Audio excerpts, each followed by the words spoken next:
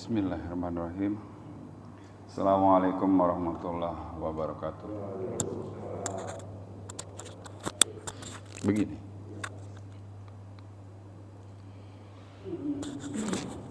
Begini. Ini tes alat baru ya.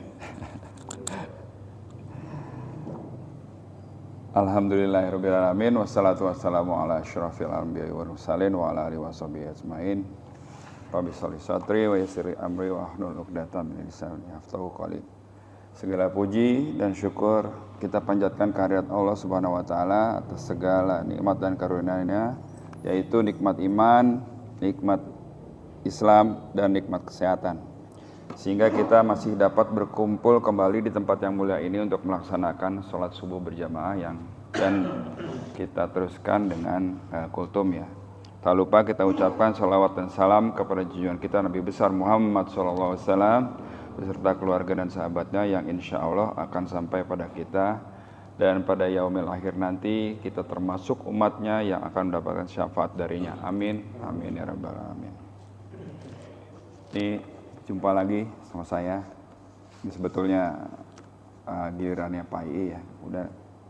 Tapi kadang Pak II lagi sakit. Mudah-mudahan cepat sembuh beliau. Yang akan saya share sekarang adalah ini cerita lagi nih, kisah lagi Pak ya. Kalau pertemuan lalu saya cerita mengenai keluarga Imran.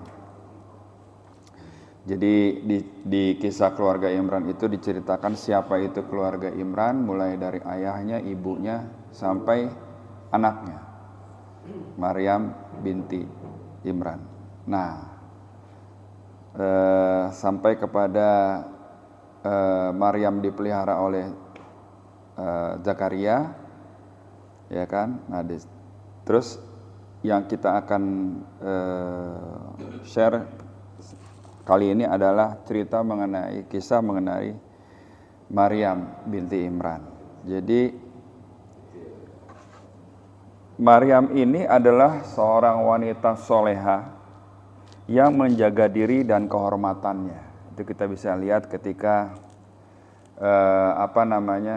dia dijadikan sebagai muharar atau khadam, pelayan Baitul Maqdis ya.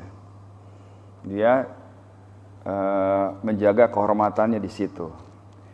Bahkan dia adalah pemuka kaum wanita di surga nanti. Jadi dari Aisyah radhiyallahu anha bahwa Rasulullah SAW bersabda, pemuka wanita ahli surga itu ada 4, yaitu Maryam binti Imran, Fatimah binti Rasulullah SAW, Khadijah binti Khuwailid, dan Asiyah. Hadis riwayat Hakim 4853. Dalam hadis Ibnu Abbas radhiyallahu anhu, Rasulullah SAW bersabda, wanita-wanita yang paling utama sebagai penduduk surga, Khadijah binti Khuwailid, Fatimah binti Muhammad, Asiyah binti Muzahim, yaitu istri Fir'aun, dan Maryam binti Imran. Jadi ini ada dalam hadis riwayat Ahmad 1293. Sahih Su'aib Al-Arnaud menyatakan bahwa sanad hadis ini sahih. Jadi kita bisa lihat betapa utamanya Maryam binti Imran ini, sampai disebutkan di dalam hadis Rasulullah bahwasanya dia adalah satu dari 4 wanita, pemuka wanita di surga.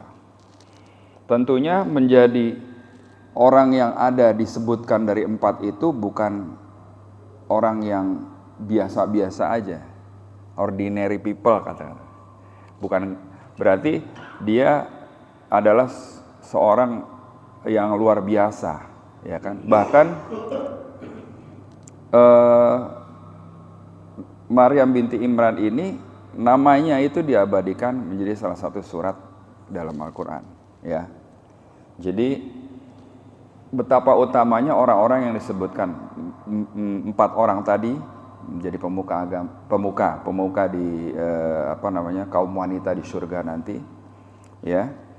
Karena mungkin apa yang dia lewati, apa yang dia miliki gitu. Nah, layaknya pohon kurma yang tumbuh di tengah gurun pasir, dengan cara menumbuhkan akarnya terlebih dahulu ke dalam tanah sampai menemukan air. Gak peduli berapa dalam sumber air itu ada, maka sedalam itulah akar kurma akan tumbuh.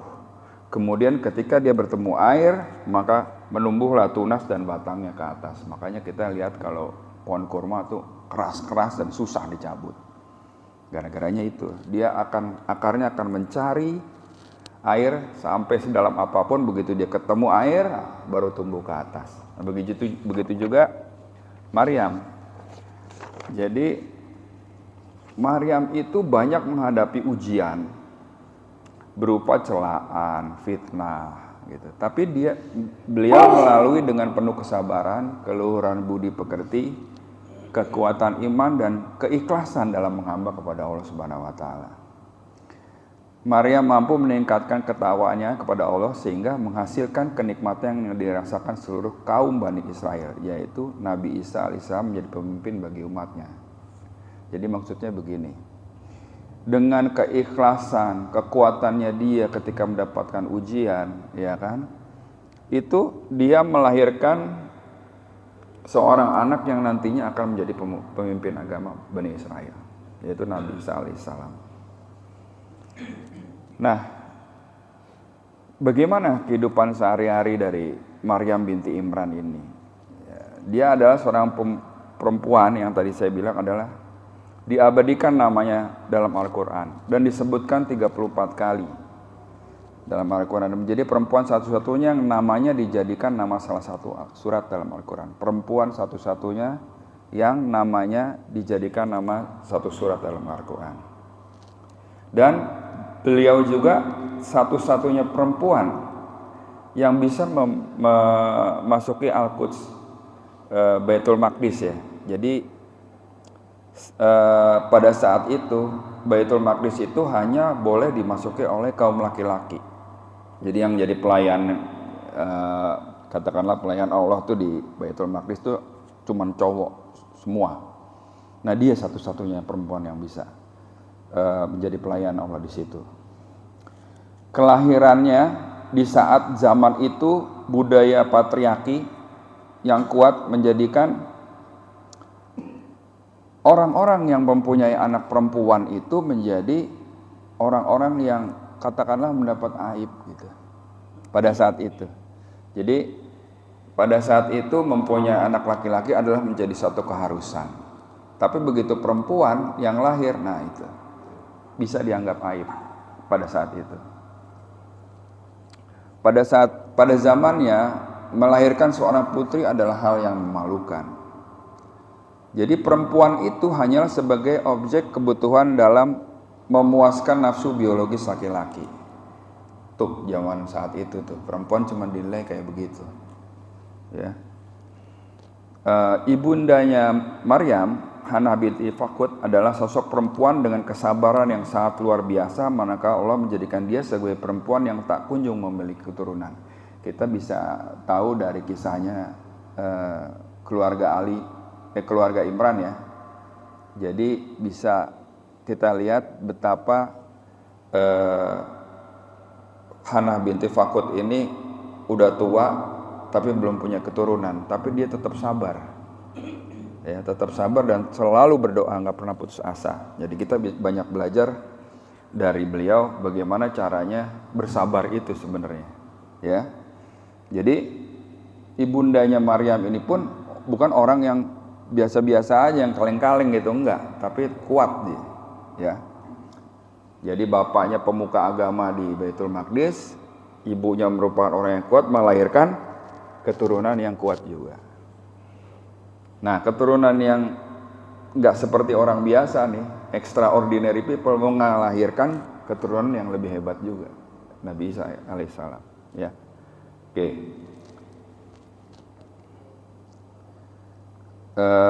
Sesuai nazar ibundanya, Maryam tumbuh sebagai pelayan Tuhan di Baitul Maqdis. Di Baitul Maqdis itu suatu area yang suci bagi masyarakat dan hanya boleh dimasukin kaum laki-laki saat itu. Jadi sosok Maryam itu menjadi pelayan itu di situ itu juga nggak lepas dari celaan, hinaan ya. Kenapa? Karena dia perempuan gitu. Nah, jadi sosok Maryam ini sangat kuat tercermin pada kemampuannya bertahan hidup di dalam Baitul Quds itu. Dengan pekerjaan-pekerjaan kasar seperti ngangkat kendi, ngisi air, membersihkan Baitul Quds, menyiapkan makan dan kebutuhan para agamawan. Dia semua tuh yang nyediain. Jadi karena dia satu-satunya cewek dan sering dibully katakanlah sama yang lainnya. Nah, tapi dia tetap kuat di situ. Jadi selama masa pemeliharaan Maryam oleh Nabi Zakaria, Maryam itu diberikan tempat dikatakanlah di atas. Jadi ini tempat biasa mereka beribadah. Nah, kamar dia ada di atas yang selalu dikunci. Jadi menjadi yatim piatu di usia 6 tahun. Jadi ketika lahir ayahnya udah nggak ada, 6 tahun kemudian ibunya wafat. Maryam memiliki keikhlasan dan ketegaran hati yang begitu mengakar di dalam jiwanya dalam menjalankan setiap hari demi kehidupannya dengan ibadah. Jadi paginya dia melakukan puasa, malamnya dia bertasbih. Begitu terus. Sampai dia tasbih itu dari malam sampai datangnya pagi. Paginya puasa sampai sore. Ya kan? Habis itu tasbih sampai pagi. Terus gitu. Jadi nggak bosan tuh yang namanya beribadah.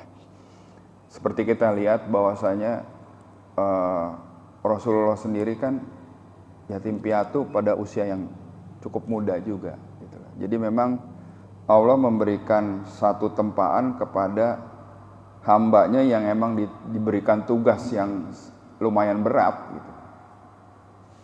Jadi ditempa bener gitu. Pertama-tama ya orang tuanya nggak ada. Gitu. Itu bisa kita lihat di beberapa cerita ya. Salah satunya ya Maryam ini.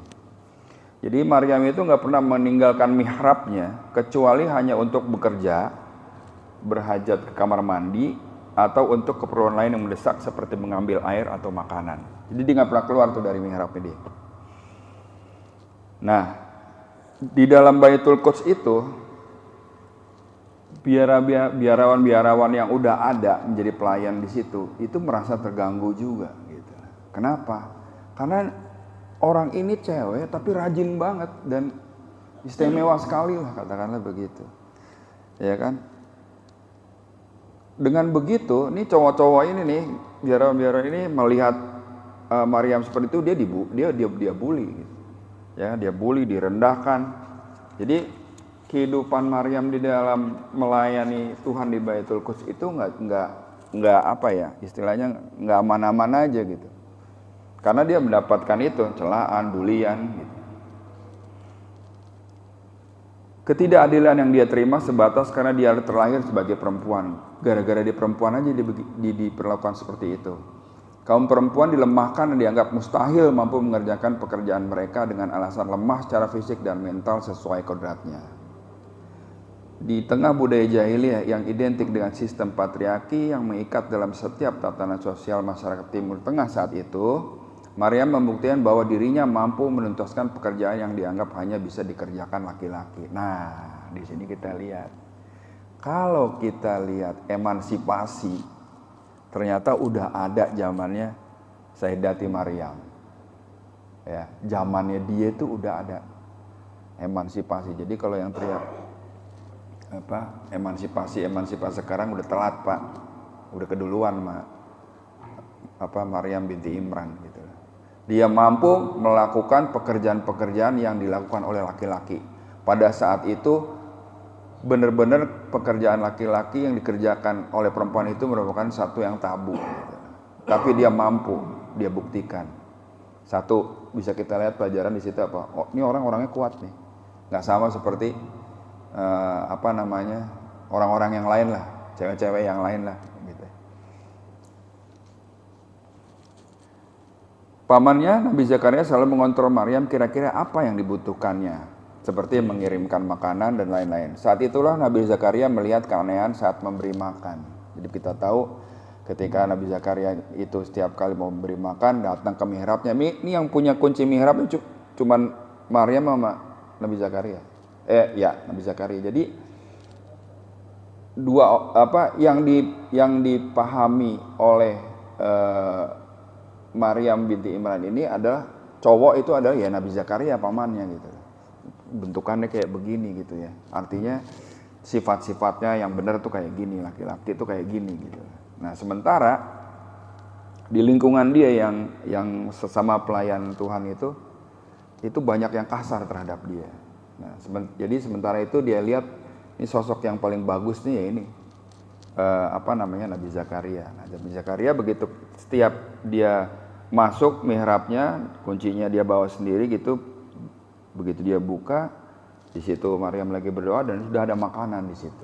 Yang anehnya lagi makanan-makanan itu yang enggak pada musimnya. Jadi musimnya makanan dingin dia keluar di pas saat musim panas gitu. Dan itu seterusnya seperti itu. Nah, selanjutnya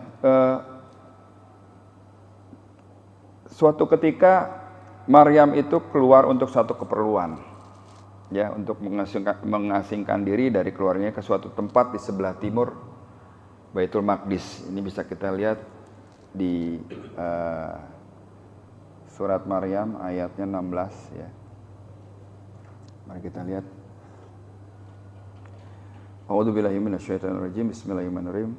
Wa dzkur fil kitabi Maryama idzin tabadat min ahliha makanan syarqiyya. Dan ceritakanlah Muhammad kisah Maryam di dalam kitab Al-Quran, yaitu ketika dia mengasingkan diri dari keluarganya ke suatu tempat di sebelah timur Baitul Maqdis. Nah, jadi kan kita bisa lihat dia nggak pernah keluar kecuali ada keperluan. Nah, ini saat ini ada keperluan nih, dia keluar tuh dari mihrabnya untuk satu keperluan yang mengasingkan diri ke sebelah timur Baitul Maqdis. Beberapa informasi menyatakan dia pergi kemana? Dia pergi ke dekat Danau Galilea di Palestina. Jadi di kotanya namanya kota Nazaret.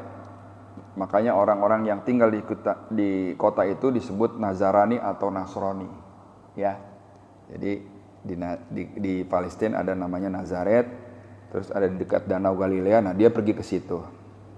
Maka Allah mengutus malaikat Jibril kepadanya dan menampakkan dirinya di dalam hadapannya dalam bentuk manusia yang sempurna. Tatkala melihatnya, Maryam berkata seperti yang disebutkan dalam firman Allah Ta'ala di ayat 17-nya. Ya, kita lihat.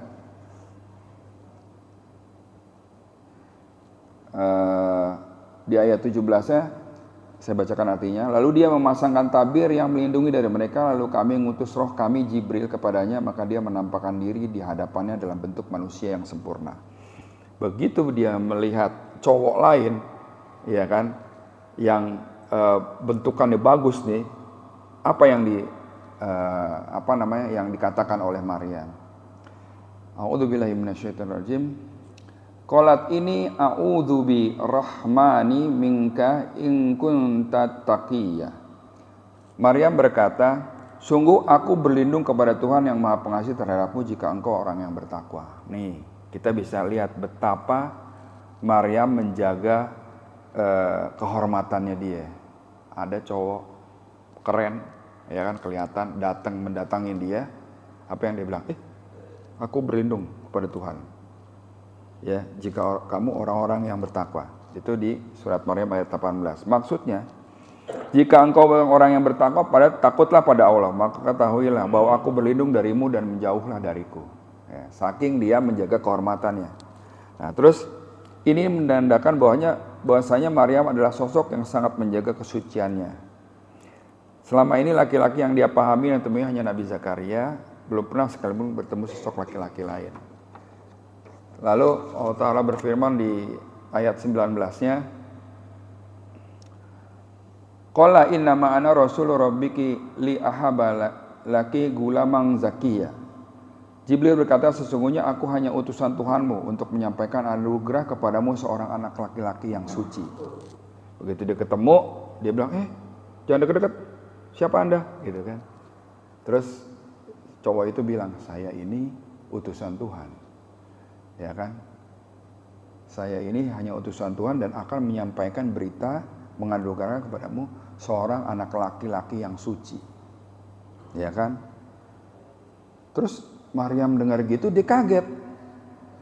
Bagaimana saya bisa punya anak? Suami aja saya nggak punya. Jangankan suami gitu, dideketin sama cowok aja nggak pernah. Saya ini pelayan Tuhan katanya. Jauh sama yang begitu-gituan katanya. Mana bisa saya punya anak, saya nggak punya suami gitu. Lalu Jibril berkata di surat Maryam ayat 21-nya,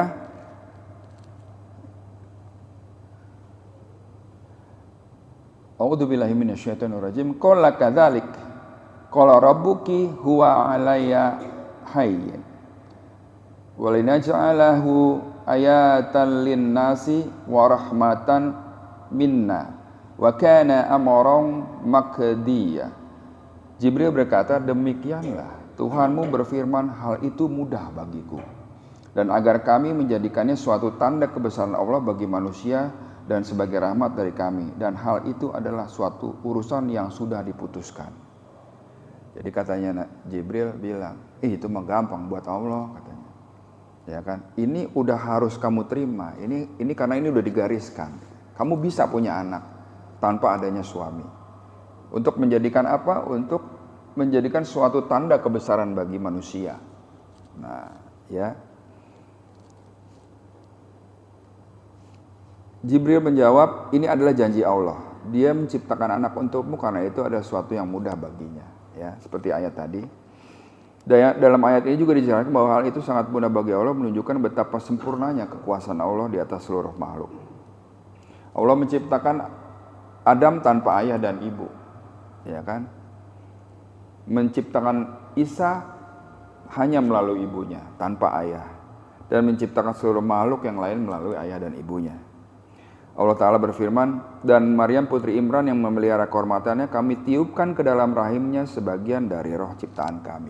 Itu di surat At-Tahrim ayat 12. Jadi Jibril datang, dia ngomong, kamu akan punya anak, lalu ditiupkan, ya, ditiupkan rohnya, ya kan? Jibril meniupkan roh itu atas perintah Allah ke sakunya Maryam dari jarak jauh, lalu roh itu masuk ke dalam badannya.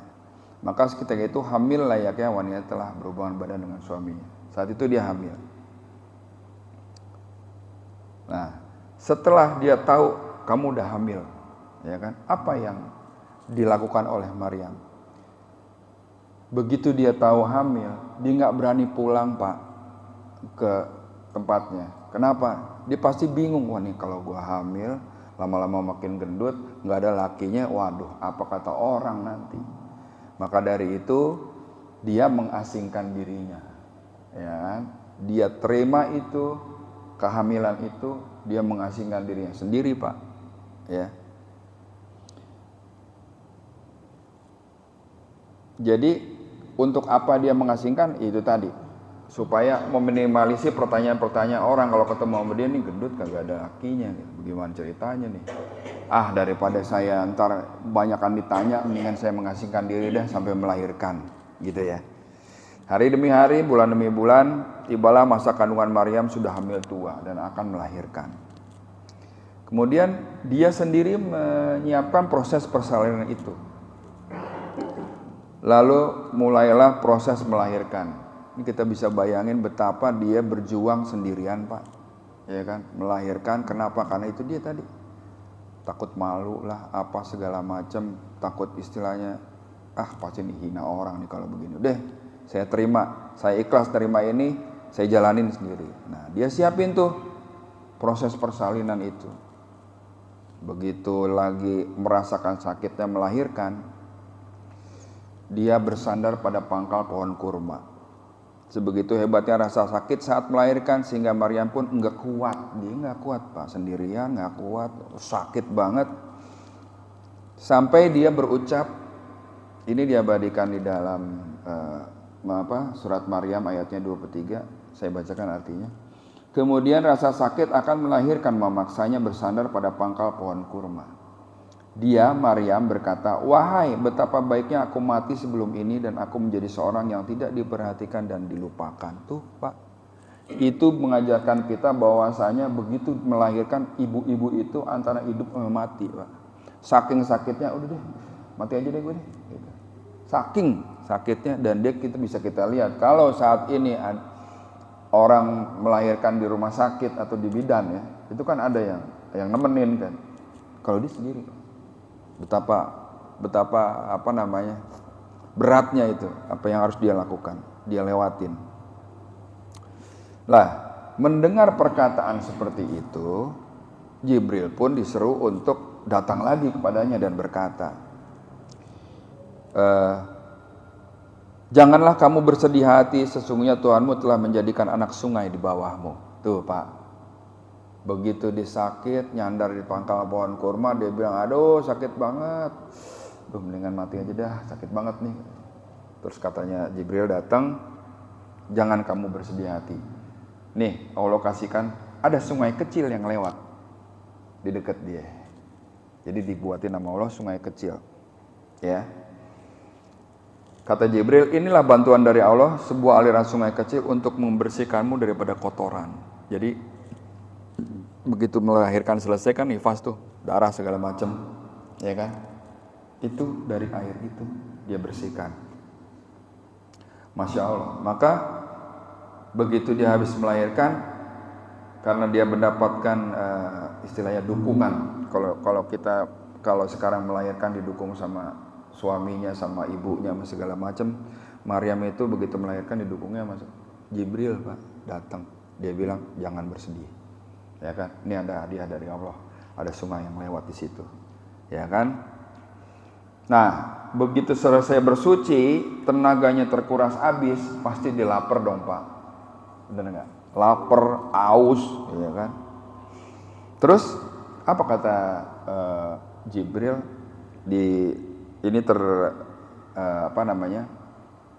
diabadikan di dalam Quran surat Maryam ayat 25. Jibril bilang, goyangkanlah pangkal pohon kurma itu ke arahmu. Jadi begini Pak, ya, niscaya pohon itu akan menggugurkan buah kurma yang masak kepadamu. Ya. Maka digoyangkanlah pohon kurma tersebut, jatuhlah kurma-kurma yang masih mengkal. Kita mengenalnya kurma rutok. Ya, jadi bukan kurma yang udah jadi, yang biasa kita makan tuh, tapi kurma muda.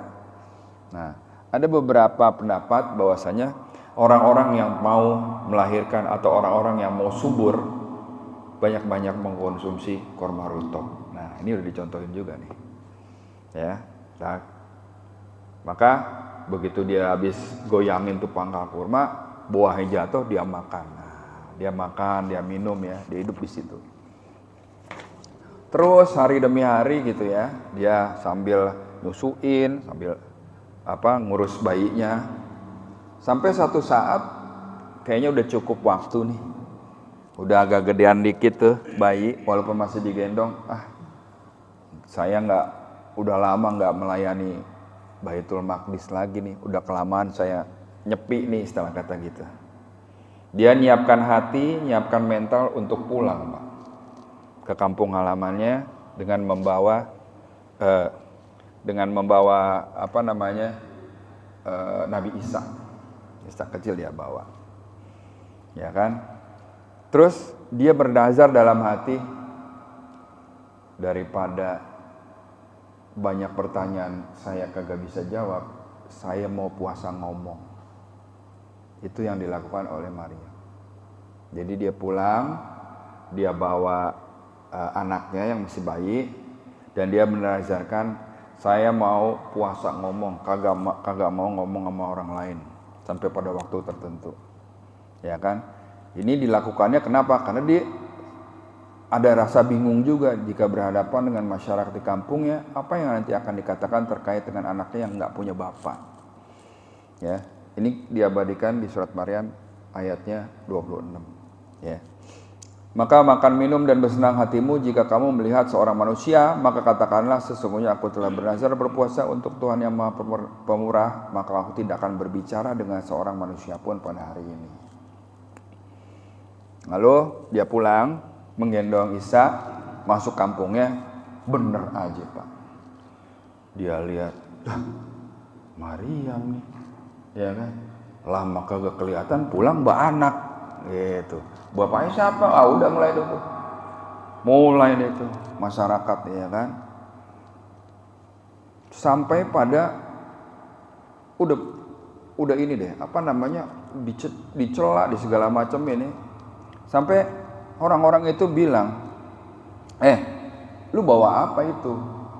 Bawa yang mungkar tuh di situ, ya kan? Terus di surat Maryam ayat 27-28, ini Maryam kan punya adik namanya Harun, ya kan? Maka dia dikenal juga sebagai saudara perempuannya Harun, ya kan? Masyarakat Palestina berkata bahwa ayahnya Imran itu tokoh yang baik, gitu, pemuka agama, ibunya juga ibu yang baik. Kenapa anaknya begini, gitu kan? Nah di surat di surat Maryam ayat 28-nya, ya ukhta Harun, hai saudara perempuan Harun, ma kana abuki mura'a sau'i wa ma kanat ummuki baghiya. Bapak lu orang baik, ibu lu orang baik, lu kenapa jadi begini lu? Anak siapa tuh? Gitu kan? Ya begitu. Terus karena dia puasa omong, dikasih isyarat, lu tanya aja sama dia nih, katanya, sama bayi ini, gitu. Ya kan? Terus masyarakatnya, Maryam menunjuk tuh di surat Maryam ayat 29-nya, fa'asyarat ilai, dengan pakai syarat ya, ini nih, tanya aja sama dia, gitu kan? Qalu kaifa nukallimu man kana fil mahdi sabiyya. Mereka berkata, yang benar aja loh, gitu. Bagaimana kami akan berbicara dengan anak kecil yang masih dalam gendongan? Saya suruh nanya tuh sama dia tuh, sama anak kecil. Jadi Maryam ditanya, anak siapa tuh? Lo tanya aja nih sama dia, ya kan? Makin nyap-nyap. Masyarakat bilang, gimana sih kita disuruh nanya sama anak kecil yang kagak bisa ngomong, katanya. Nah, di sini qadarullah Nabi Isa ngomong. Maka berkata Isa, sesungguhnya aku ini hamba Allah. Dia memberiku Alkitab, Injil, dan dia menjadikan aku seorang nabi. Tuh anak ngomong gitu tuh, Pak. Dan dia menjadikan aku seorang yang diberkati di mana saja aku berada, dan dia memerintahkan kepadaku mendirikan sholat dan menunaikan zakat selama aku hidup, dan berbakti kepada ibuku, dan dia tidak menjadikan aku seorang yang sombong lagi celaka. Dan kesejahteraanlah semoga dilimpahkan kepadaku pada hari aku lahir, pada hari aku meninggal, dan pada hari aku dibangkitkan hidup kembali. Ya. Itulah Isa putra Maryam yang mengatakan perkataan yang benar, yang mereka berbantah-bantahan tentang kebenarannya. Ini diabadikan di dalam Quran surat Maryam ayatnya 30 sampai 34. Qala ini Abdullah ataniyal kitaba wa ja'alni nabiyya. Kata dia bilang begitu. A'udzubillahi minasyaitonir rajim. Wa ja'alni mubarakan aina ma kuntu wa ausoni bi sholati wa zakati madumtu hayya. Nih, gue dilahirin, diturunkan untuk itu tadi, sholat, ya kan? Aku diberkahi di mana saja aku berada, dan dia memerintahkan kepada aku untuk melaksanakan sholat dan menunaikan zakat. Ini masih di dalam gendongan udah bisa ngomong kayak gitu, nyeramain orang. Begitu ngelihat kayak begitu, geger, Pak. Masyarakat Palestina saat itu geger, menganggap bahwa Isa putra Maryam ini merupakan bocah ajaib. Sampai ada yang menganggap dia sebagai anak Tuhan. Nah, itu. Ini ajaib nih, bisa ngomong nih, ya kan? Karena keterbatasan pemahaman mereka dengan tauhid, bangsa Israel kerap kali ingin pembuktian secara materialistik bahwa ada hukum sebab dan akibat. Ada akibat dikarenakan ada sebab. Sementara Allah punya konsep yang bisa ada akibat tanpa adanya sebab. Dia hanya berkata jadilah, maka jadilah sesuatu. Ya kan? Kita lihat di surat Maryam ayat 35-nya. Tidak layak bagi Allah mempunyai anak. Maha suci Dia, apabila Dia telah menetapkan sesuatu, maka Dia hanya berkata kepada jadilah, maka jadilah ia. Jadi orang Israel ngelihat kayak begitu, ngelihat anak ini ajaib, anak kecil udah bisa ngomong, padahal masih digendongan, ini pasti anaknya Tuhan. Nah itu pemikirannya Bani Israel saat itu gitu loh. Karena Bani Israel suka meminta bukti secara material gitu. Ini ada anaknya, ada ibunya, mesti ada bapaknya nih. Kalau emang nggak ada bapaknya yang manusia, berarti bapaknya Tuhan nih, gitu. Nah Tuhan bilang nggak ada, nggak layak Allah punya anak katanya. Maha suci Dia, ya kan? Kalau Allah bilang jadi itu. Mau perempuan kagak ada lakinya juga bisa melahirkan, gitu. Jadi Nabi Isa pun menyerukan tauhid bahwa hanya menuhankan Allah, tidak ada lain yang patut disembah selain Allah. Di surat Maryam ayat 36-nya, ini pamungkasnya Pak, dia bilang begini. A'udzubillahi minasyaitonirrajim. Wa innallaha rabbi wa rabbukum fa'budu hadza siratum mustaqim. Isa berkata, sesungguhnya Allah itu Tuhanku dan Tuhanmu, maka sembahlah Dia, ini adalah jalan yang lurus. Nah, tuh Nabi Isa dari kecil nyampe gede, yang dia katakan tuh ini, gitu. Ayo ngajakin gitu, kita bertauhid sama Allah, Tuhanku, Tuhanmu juga. Ya, jadi kalau sampai sekarang ada yang menuhankan Nabi Isa, itu udah keluar daripada ajaran yang semestinya, begitu. Ya, bisa kita lihat, sembahlah Tuhanku dan Tuhanmu. Allah itu Tuhanku dan Tuhanmu. Inilah jalan yang lurus. Nah, jadi kalau misalnya ada yang menuhankan Nabi Isa, ya itu jelas udah nggak sesuai sama apa yang diajarkan oleh Nabi Isa.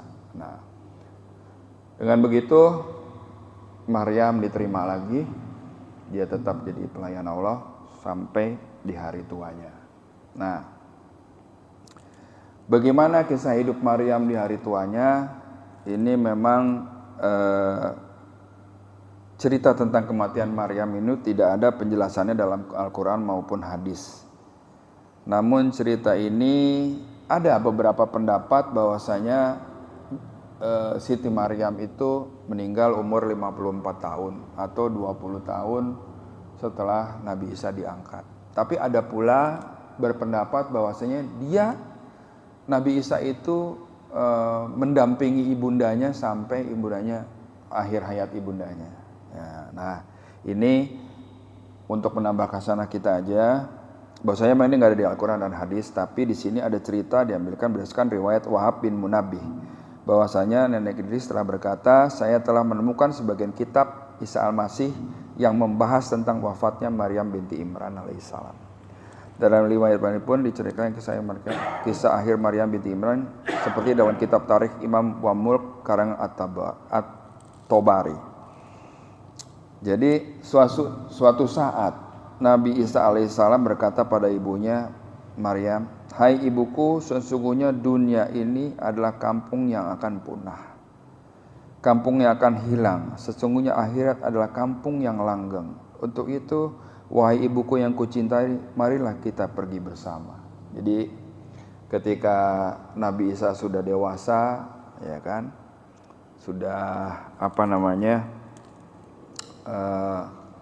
sering menjadi banyak ngajakin orang untuk bertauhid gitu ya. Pada suatu saat dia berkata, yuk Bu, dunia ini akan sirna, ya kan, sementara akhirat itu selamanya. Kita minggir yuk dari hiruk pikuknya kota, gitu, katakanlah begitu ya. Ya, terus kemudian Maryam binti Imran bersama Nabi Isa Al-Masih, anaknya, pergi ke gunung di Libanon. Di gunung tersebut mereka berdua tetap menjalankan apa ritual yang biasa mereka lakukan adalah paginya puasa, malamnya menegakkan sholat malam. Mereka hanya mau makan dari dedaunan, pepohonan, dan minum air hujan. Dan di sana mereka tinggal lumayan lama. Suatu saat Nabi Isa turun gunung nih Pak, menuju ke kota yang bertujuan untuk mencari makan dan untuk berbuka puasa bersama. Ya, jadi cari makan untuk buka puasa, ceritanya gitu. Diturun ke kota. Ternyata pada saat itu ibunya didatangi oleh malaikat maut. Yang sebelumnya Maryam nggak tahu kalau sosok itu adalah malaikat maut. Jadi datang nih, malaikat maut datang. Ini Nabi Isa turun gunung, malaikat maut datang. Mendekati ibunda Nabi Isa berkata, "Assalamualaikum wahai Maryam, orang yang patuh dalam berpuasa dan sholat pada malam harinya." Lantas Maryam binti Imran menjawab, "Siapa engkau?" "Sungguh sekujur badanku sangat gemetar karena takut mendengar suaramu dan kewibawaanmu." Ya kan? Terus orang itu menjawab, "Saya adalah malaikat maut. Saya tidak mengenal rasa belas kasihan terhadap anak kecil sekalipun, tidak mengenal rasa memuliakan terhadap mereka yang sudah tua atau mengenal karena kebesaran dia. Sebab sayalah yang bertugas mencabut nyawa makhluk yang hidup." Dia memperkenalkan dirinya, "Saya ini malaikat maut." Ya kan? Enggak kagak peduli tuh anak kecil kayak orang tua kayak atau orang yang punya kuasa, kalau memang udah waktunya mati saya cabut. Terus Maryam berkata, "Wahai malaikat maut, apakah engkau datang kemari untuk berkunjung ke sini atau emang akan mencabut nyawaku?" Ditanya begitu Maryam. "Lu datang kemari cuma berkunjung doang, menyambut nyawa gua nih." Terus kata malaikat maut, "Bersiaplah engkau mati wahai Maryam." Terus Maryam berkata, "Apa engkau tidak mengizinkanku supaya menunggu sampai kedatangan anak kesayanganku yang menjadi buah hati dan penawar atas segala kesusahanku?" Begitu ditanya, "Saya mau menyambut nyawamu." "Tunggu dah sampai Isa datang," kata Nabi Isa datang. Gitu kan. Terus malaikat maut menjawab dengan tegas, "Saya enggak diperintahkan untuk itu. Yang saya diperintahkan hanyalah sebatas hamba yang takluk pada perintah Allah. Disuruh nyabut jam segitu dicabut." Gitu lah. Kagak boleh nih pakai nunggu-nunggu segala, gitu kan. "Demi Allah saya tidak akan mampu mencabut nyawa seekor nyamuk pun kecuali saya sudah diperintahkan oleh Allah. Hal ini supaya saya tidak menyia-nyiakan waktu sedetik pun sehingga saya mencabut nyawamu di tempat ini juga." Terus Maryam berkata, "Wahai malaikat maut, kalau engkau sudah menerima perintah dari Allah Ta'ala, maka tunaikan saja perintah itu." Nah, bisa kita lihat bahwa materialnya Sayyidati Maryam ini hebat juga gitu. Ya, itu kalau perintah Allah lakukan. Itu kan. Maka malaikat maut mendekati Maryam ketika Maryam sedang duduk beribadah, lalu Maryam pun dicabut dan ia wafat. Jadi terus Nabi Isa terlambat datangnya nih. Ya, nggak seperti biasanya, dia kembali ke tempatnya itu pada saat sudah waktu asar akhir mendekati maghrib. Dia membawa sayur mayur, ya. Setelah melakukan sayur mayur, kemudian Nabi Isa ikut sholat di samping ibunya sampai larut malam. Dia pikir ibunya lagi berdoa, lagi sholat, dia ikut sholat samping dia, ya kan. Sampai malam nih kok ibunya nggak selesai nih berdoanya gitu kan. Terus Nabi Isa waktunya berbuka nih, dari tadi sholat mulu, dari saya datang, ini kan harus buka nih. Nah, terus dia memanggil halus ibunya, "Assalamualaikum wahai ibuku, sesungguhnya sekarang telah masuk waktu malam, waktunya berbuka puasa bagi orang-orang yang berpuasa, serta waktu tegaknya orang-orang beribadah kepada Allah. Bu, buka puasa bu, selesai udahan yuk," gitu. Dia bilang gitu, ya kan. Terus ya nggak bergerak deh, orang udah wafat, ya kan. Terus gimana nih ya kan. Terus Maryam binti Imran tetap diam dalam duduknya. Nabi Isa Al-Masih menyangka ibunya itu duduk karena ketiduran pada saat ia sholat. Nabi Isa Al-Masih lantas mengulang perkataannya terhadap ibunya, "Wahai ibuku, sungguhnya dalam tidur memang ada kenikmatan." Nabi Isa pun lantas berdiri menghadap kiblat untuk beribadah. Dia tidak berbuka puasa karena tidak bersama ibunya. Dia tidak berbuka puasa kecuali bersama-sama dengan ibunya. Tuh akhlaknya Nabi Isa, hormat banget sama orang tuanya. Orang tuanya belum makan, dia nggak bakal makan, ya kan. Tapi dia lanjutkan dengan beribadah, tapi dalam hati yang resah, ya kan. Dia memanggil lagi ibunya, "Assalamualaikum wahai ibuku," sambil berkata dengan pelan karena ibunya tidak nyaut juga. Kemudian melanjutkan ibadahnya sampai terbit fajar. Subuh yang agak kelam ini dia meletakkan pipinya ke pipi ibunya sambil dia berseru memanggil ibunya, disertai tangisan keras yang disebabkan karena Nabi Isa menyangka ibunya tidak beribadah sama sekali. Dia menyeru, "Assalamualaikum wahai ibuku, sungguh malam telah habis disambut oleh pagi. Adalah waktu untuk menunaikan kewajiban terhadap Allah." Seketika itu menangislah seluruh malaikat di langit. Jin-jin di sekitarnya, gunung-gunung pun bergoncang sebab kerasnya tangisan Nabi Isa yang tidak mengetahui ibunya telah meninggal dunia. Kemudian Allah Subhanahu wa taala berkata kepada malaikatnya, "Hai para malaikat, kenapa kalian semua menangis?" Para malaikat menjawab, "Ya Tuhanku, Engkau yang Maha mengetahui, tentulah Engkau tahu kenapa kami semua menangis." Allah berkata, "Ya, sesungguhnya aku Maha mengetahui dan aku Maha pengasih lagi Maha penyayang." Dalam keadaan seperti itu tiba-tiba ada suara yang berseru kepada Nabi Isa al-Masih, "Wahai Isa, angkatlah wajahmu." Ini udah dekat ibunya, udah aduh, ini kok nggak bangun-bangun ya.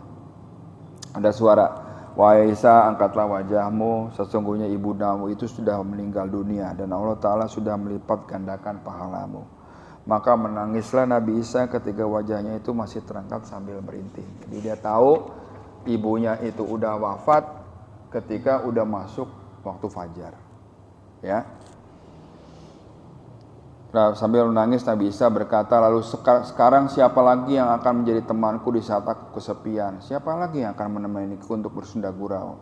Siapa lagi sekarang yang menemaniku dalam beribadah kepada Allah Subhanahu wa taala?" Maka Allah Ta'ala pun berfirman kepada gunung, "Gunung, berilah Isa nasihat." Katakanlah begitu. Maka gunung memberi Isa nasihat, "Wahai Isa, apa artinya kesusahan itu? Engkau menghendaki agar ibumu menjadi pendamping yang menggembirakan kamu," gitu loh. Kan ada Allah, gitu. Ya kan? Setelah dinasehatin Nabi Isa, oh iya, masih ada Allah yang menemani saya. Jadi saat itulah dia ikhlas. Ibunya ya udah meninggal nih, ya kan? Nah, terus seterusnya, begitu dia tahu dia sudah wafat, dia akan menyelenggarakan jenazahnya. Nggak bisa sendiri nih, saya mesti minta tolong sama orang kampung. Terus dia turun lagi, Pak. Turun lagi ke kampung di bawahnya, dia minta tolong sama orang. Ya kan? "Tolong dong, di atas ibu saya wafat, tolong dong bantu saya untuk menyelenggarakan jenazahnya," gitu. Apa kata masyarakat di situ? Dia tanya, "Kamu tinggal di atas sudah lama?" katanya. "Ya udah." "Ih, itu tempat paling serem. Banyak ular, ya kan? Banyak segala macam deh, binatang buas. Saya nggak berani," katanya. Tuh, katanya masyarakat. Dia ngiter lagi nih, terus dia cari. Jawabannya sama, Pak. Akhirnya dia nggak dapat pertolongan, dia balik lagi ke atas. Begitu sampai di atas,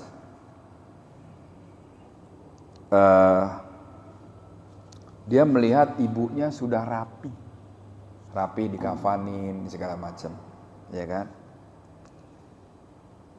Nah, kemudian dia heran, kok udah rapi nih gitu kan? Siapa yang menyelenggarakan? Ternyata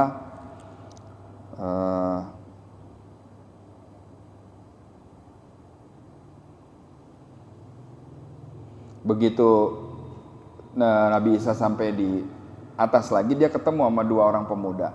Dua orang pemuda itu ternyata malaikat yang menyerupai manusia. Dan dia bilang, "Para bidadari cantik dari surga telah datang untuk memandikan jenazah dengan jenazah ibunya dan menyelenggarakan semuanya."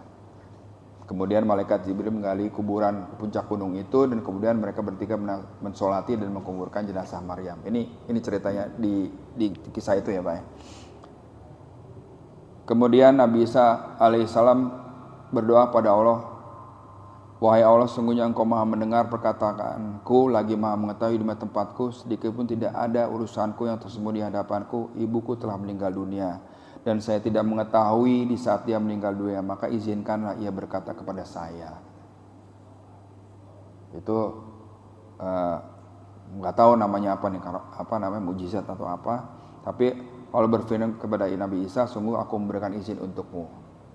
Jadi dia minta bisa menyapa ibunya untuk terakhir kalinya. Dia berdoa, ya Tuhanku, tolong aku, waktu beliau meninggal aku nggak ada gitu. Boleh nggak aku bisa ngobrol sama dia? Gitu. Diizinkan sama Allah. Dia bilang, assalamualaikum wahai ibuku yang kucintai. Terus jawab Maryamnya, wahai anakku yang kucintai, kesayanganku dan kesayanganku, hai ibuku, bagaimana engkau dapat menemukan tempat pembaringanku dan bagaimana pula keadaanmu di sisi Tuhanmu?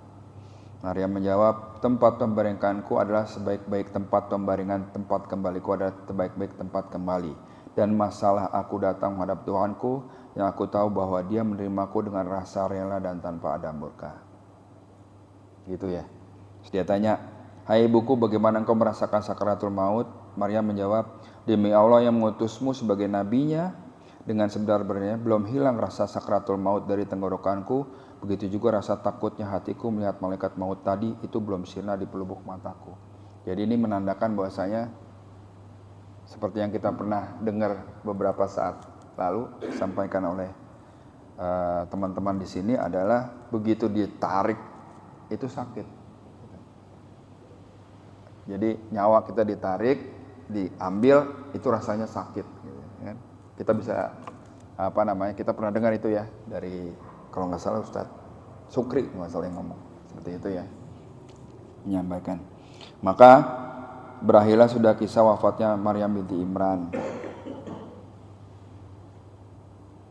Jadi begitu dia sudah menyapa ibunya, oke, dia tahu ibunya baik-baik aja, selesai.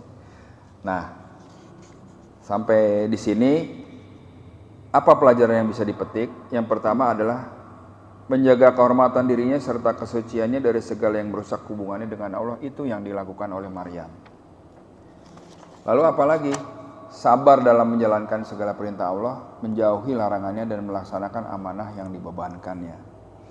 Yang ketiga adalah beribadah dengan sungguh-sungguh dan sabar melakukannya. Yang keempat adalah Allah tidak membeda-bedakan hambanya dalam memberi pahala dan kasih sayang, laki-laki dan perempuan sama aja. Jadi itu bisa kita lihat Maryam ketika menjadi pelayan Allah di Baitul Maqdis itu,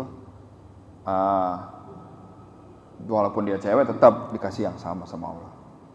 Dan doa senjata yang paling ampuh untuk menjaga diri dari segala bisikan-bisikan makhluk yang tampak dan tidak.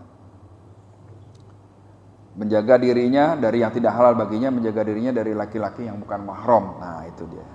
Ya, membenarkan kalimat Allah, mendidik anaknya dengan baik. Dan tidak ada sesuatu yang mustahil, tidak mungkin di dunia karena kuasa Allah yang paling nyata. Maka selalu berserah diri padanya. Itu ya yang bisa kita petik dari pelajaran Maryam binti Imran. Jadi kalau ada ibu-ibu yang kalau lagi hamil sering baca surat Maryam ini, sebenarnya kepingin menjadi orang seperti Maryam kalau anaknya perempuan ntar gitu. Menjadi orang-orang yang dapat memelihara dirinya, memelihara kehormatan dirinya, terus orang-orang yang sabar, orang-orang yang selalu berserah diri pada Allah. Kira-kira seperti itu. Nah, juga kalau misalnya lagi hamil sering baca surat Yusuf gitu. Karena Nabi Yusuf juga seperti itu. Pertama ganteng, kedua dia memang imannya kuat banget gitu. Ya, imannya kuat, sayang sama orang tua dan segala macam.